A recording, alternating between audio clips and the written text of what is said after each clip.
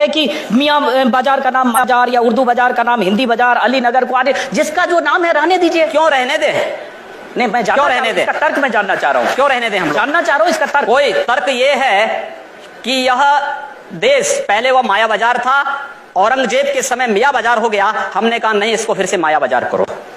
इस्लामपुर नहीं था, पहले ईश्वरपुर था, इस्लामपुर जबरन कर दिया गया। हमने कहा फिर से ईश्वरपुर करो। तो ये जो हनुमानपुर था उसको हुमायूंपुर किया गया, फिर से हनुमानपुर किया गया। बहुत अच्छा, कोई बुरा नहीं किया। अगर किसी विदेशी आक्रांता के द्वारा किसी विदेशी आक्रांता के द्वारा किसी कालखंड में कुछ ऐसा कार्य किया गया है, उसको बदला जाना चाहिए। यह देश की सांस्कृतिक आजादी की लड़ाई भी है। सही बात है। तो आप ताजमहल का नाम राम महल कर सकते हैं, क्यों नहीं करेंगे? कर देंगे, बिल्कुल किया जाना चाहिए। आवश्यकता है तो क्या जाना चलेगा। तो जो मुमताज महल के लिए शाहजहां ने ताजमहल बनाया, उसको जांच का विषय है, चर्चा करिए ना इस पर कभी खुले मंच पर। अच्छा, तो इसका मतलब जो भी पुरानी विरासत है, अगर कहीं लाल कोई विरासत नहीं, कुतुब मीनार जो देश के हित में होगा हमें वह कदम सख्ती के साथ उठाना चाहिए, बिना सोच, बिना लौंग लपेट के, बिना संकोच के। तो देश के हित में, देश की सुरक्षा के हित में है, आने वाली पीढ़ी के भविष्य के हित में हमें वो कदम उठाने में कोई संकोच नहीं करना चाहिए। तो योगी जी आप ये मानते हैं, आप थोड़ा गुस्से में हैं, तो मैं कोई गुस्सा नहीं हूं। मैं आपको बता रहा हूं, आप क्योंकि मुझे कह रहे हैं, मुझे भय है कि आपको फिर पसीना ना हो जाए। बिल्कुल नहीं, मैं चाहता हूं आप गुस्सा करिए, पसीना नहीं आएगा मुझे, चिंता मत करिए। मैं ये कह रहा हूं कि इसका मतलब हुआ कि आप देश के हित में मतलब मानते हैं, जो 20-22% मुस्लिम आबादी है वो देश हित के खिलाफ है, उनको हाशिए पर रखकर आप अपना देश, अपनी दुनिया। आप कभी गोरखपुर आएंगे ना, वहां मुसलमान जब पीड़ित होता है तो वह कहीं और नहीं जाता, वो मेरे पास ही आता है, कहता साहब देखो फलाना गुंडा उसके पास मुझे परेशान कर रहा है। और उत्तर प्रदेश सरकार से भी जो पीड़ित होता है तो भी मेरे पास ही आता है, कहीं और नहीं जाता है। अकेले सांसद हूं जो 2-3-4 घंटे पब्लिक के लिए खुले उसमें बैठता हूं, कोई सुरक्षा नहीं, कोई तामझाम नहीं, कोई भी आए अपनी बात कहें, और फिर अगर बातचीत से मानेंगे ठीक, नहीं तो आंदोलन का रास्ता वहां तय होता है।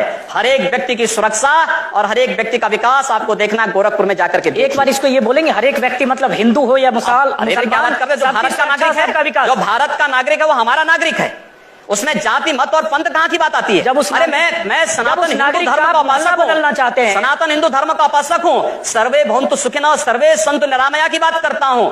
मैं किसी मत और मजहब का विरोधी नहीं, लेकिन जो भारत का विरोधी है मैं उसका विरोधी हूं सर, वो कोई भी हो मैं उसका विरोधी हूं।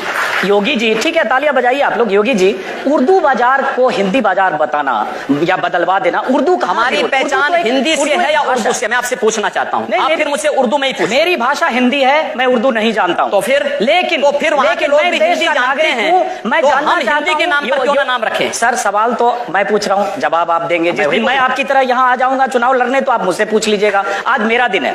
तो मैं ये पूछ रहा हूं कि योगी आदित्यनाथ जब पश्चिमी उत्तर प्रदेश में जिस ढंग से चुनाव प्रचार में जा रहे हैं, या पूर्वी उत्तर प्रदेश में जिस ढंग से आप चुनाव प्रचार करते हैं, और जाहिर है वहां आपकी फैन फॉलोइंग भी काफी है, क्या आपके दायरे में, आपकी राजनीति में मुसलमानों के लिए कोई जगह नहीं है? क्यों नहीं है?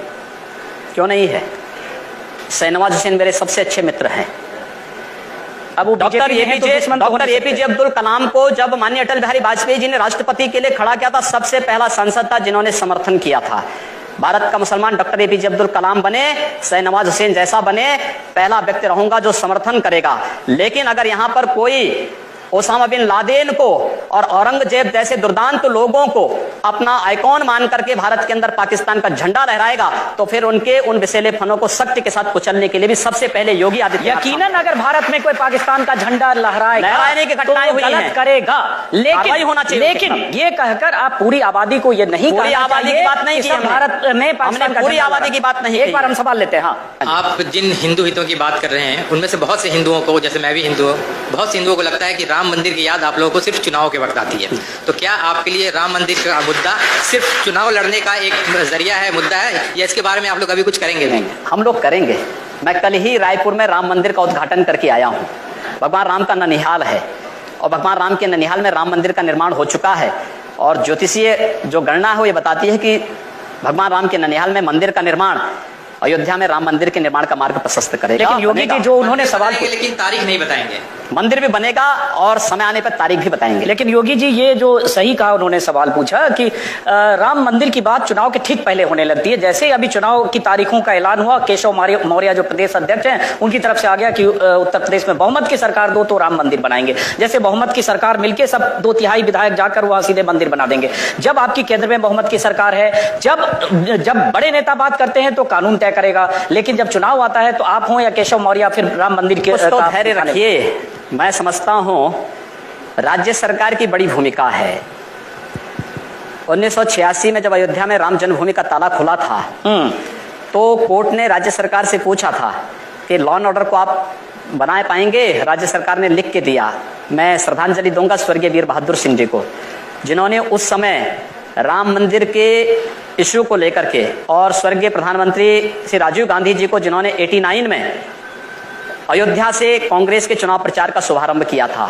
और मैं धन्यवाद दूंगा राहुल गांधी को कि राहुल गांधी अपने पिता का अनुसरण करते तो संभवतः कांग्रेस की दुर्गति नहीं होती। सवाल वो नहीं है स्वामी जी, सवाल ये है जैसे आपने कहा कि राज्य सरकार की भूमिका होती है, बड़ी महत्वपूर्ण तो एक में सुन लीजिए, राज्य सरकार की भूमिका अगर होगी तो एक अमित शाह ने जो पार्टी के राष्ट्रीय अध्यक्ष हैं, उन्होंने कुछ देर पहले मैनिफेस्टो जारी किया, कुछ दिन पहले आप भी मंच पर थे। उस मैनिफेस्टो में बहुत सारे वायदे हैं, वही वायदे पूरा करते करते शायद 5 साल में पूरा ना हो, तो आप वो वायदे पूरा करेंगे जो मैनिफेस्टो में दिया, या जाकर मंदिर बनवाने जाएंगे वहां जहां कानूनी मामला कोर्ट में? मंदिर भी बनेगा और ये विकास के सारे कार्य भी होंगे।